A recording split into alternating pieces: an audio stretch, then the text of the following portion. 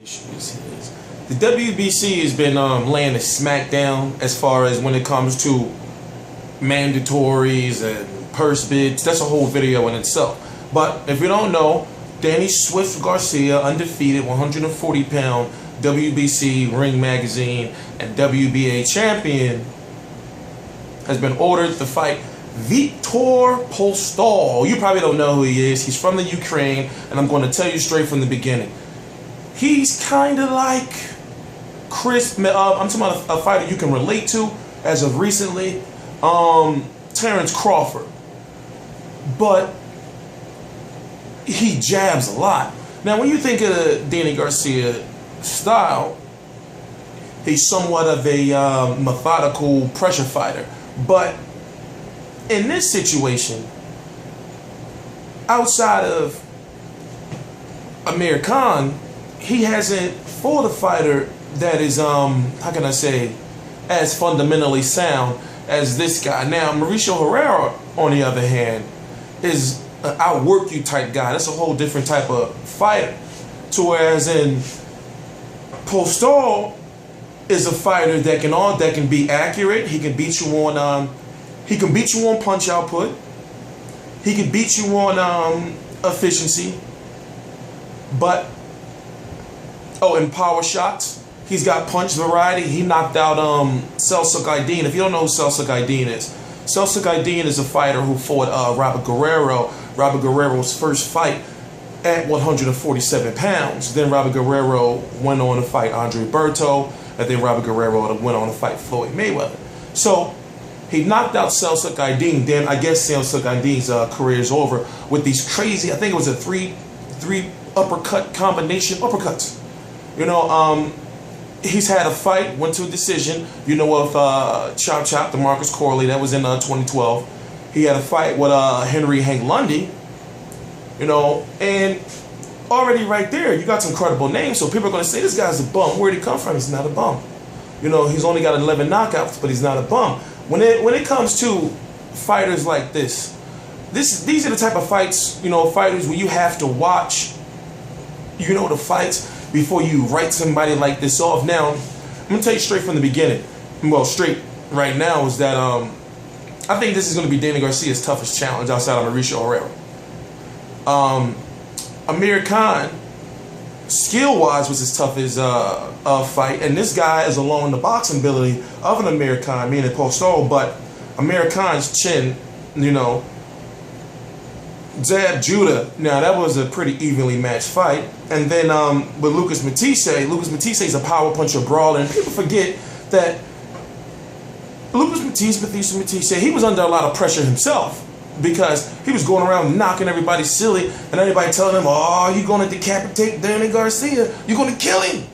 You know, and he's sitting and I guess he probably thinking, like, oh, shit, I got to go out here and knock this dude the fuck out. So he had pressure of his own. To whereas in Danny Garcia on the other side, they saying, you're not going to do it. You know, he's going to beat the shit out of you. He's going to knock your head off. And he won. Why? Because he took his time, you know, and he fit. When I look at that fight, did you notice, like, he was super calm, super cool. Everything, you know, there was no, he never seemed like he was ever in distress or ever out of that zone to beat a guy like Matisse, and he beat him convincingly. So people bring up the eye and all that. This is boxing, okay? You know, this is boxing. You got to adjust. Matisse didn't adjust. So me, myself, I took a lot of heat because I said Danny's going to win. Danny's got to take his time. He took his time and he won. So he goes on to fight Mauricio Herrera.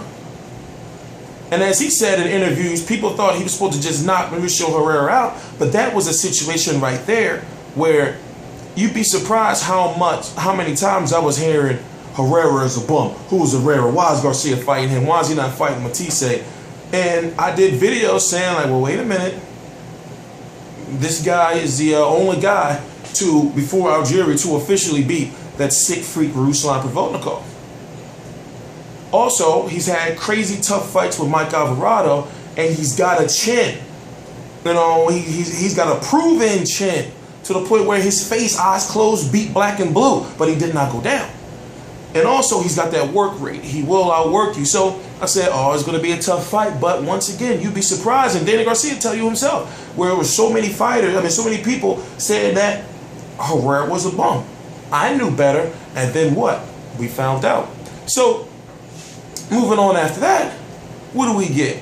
We get a Rod Salka. So, let me go back for you. Let me go back. You get Amir Khan. Well, you get Eric Morales, Amir Khan, Eric Morales, Zab Judah, Lucas Matisse, Mauricio Herrera, Rod Salka. So you see what I'm saying is,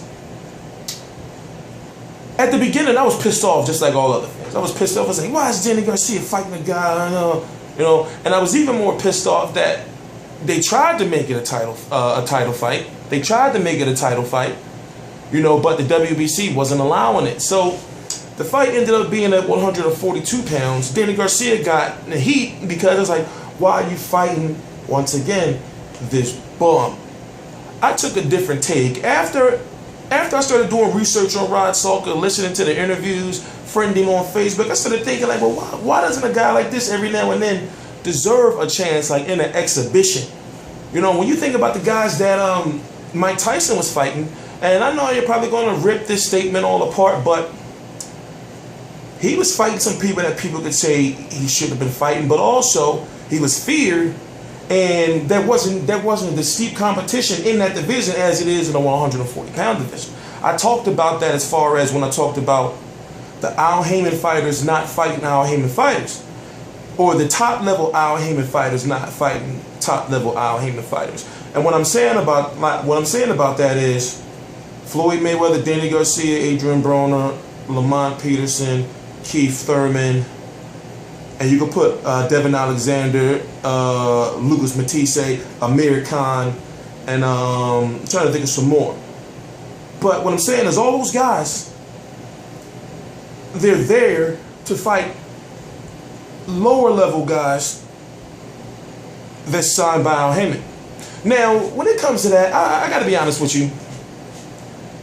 For some reason, I admire Al Haymon. For some reason, him and that Stephen Espinoza guy, I just be looking at like, you know, like the cards and looking at, you know, like how much money they're making from, you know, like this is what I'll do.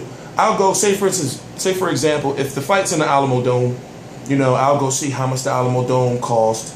You know, then I'll go to StubHub and I'll start looking at the ticket prices. Then I'll think like, you know, then I'll start putting together formulas like, what if this sells out?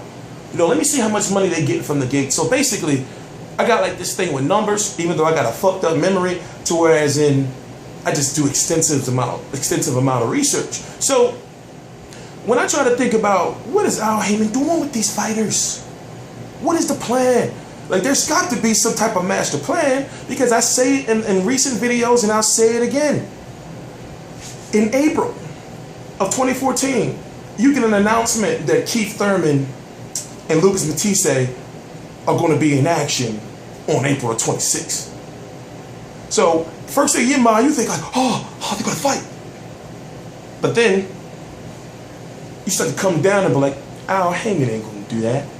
You see what I'm saying? So, you go to the Mayweather card. You hear Amir Khan and Adrian Broner is going to be fighting, and then they're going back and forth on Twitter. And then you find out they're fighting different opponents. Amir Khan, Luis Collazo, Adrian Broner, Carlos Molina. Good fights for both different reasons, you know, and justifiable by fights for both different reasons. But Amir Khan and Adrian Broner didn't fight each other.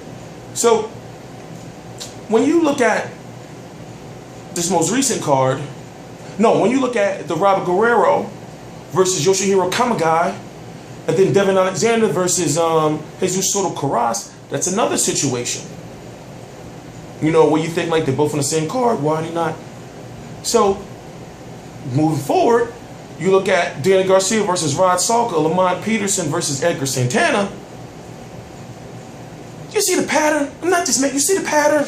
Do you see the pattern? So, what I'm saying is that, what is the plan? There's got to be some type of plan. There's so much speculation, you know, like, oh, they're waiting for Richard Schaefer's to be out of Golden Boy, and they're going to leave Oscar De La Hoya with no fighter. Like, it's just, listen. Like, the shit though is crazy. It's out of control. But when it comes to the matchmaking, we're watching the fights. For example, most recently, Kell Brook versus defeating Sean Porter didn't do very well in the ratings. You know, and then you're looking at some of the ratings. Salka, however, Danny Garcia versus Salka did excellent.